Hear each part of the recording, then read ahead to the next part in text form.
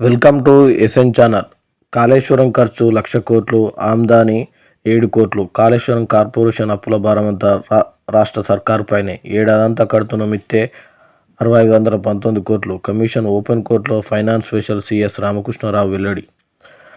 Kaleshwaram corporation రుణాలకు ప్రభుత్వమే surety. నాడు 9 నుంచి 10% వరకు వడ్డీ రేటుతో లోన్ల స్వీకరణ. ఇప్పుడు వాటిని తక్కువ వడ్డీలుగా మార్చేందుకు ప్రయత్నిస్తున్నట్టు వివరణ.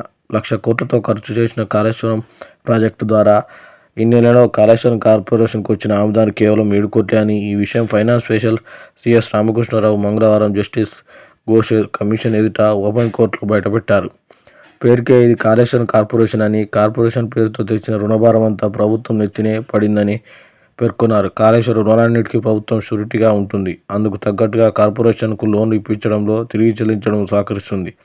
కార్పొరేషన్ తెచ్చిన లోన్లకు సంబంధించి నెలకు సగటున 500 కోట్ల మేర ప్రభుత్వం వడ్డీలు కట్టాల్సి వస్తుంది అని వివరించారు. ఈ ఆర్థిక సంవత్సరానికి 2024-25 అసలు 7,382 కోట్లు కాగా వడ్డీ కింద మరో 6,519 కోట్లు చెల్లిస్తుందని తెలిపారు.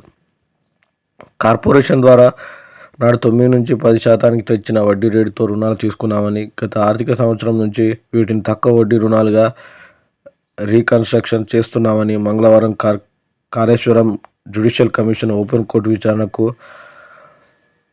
రామకృష్ణ హాజరయ్యి విషయాలు తెలిపారు.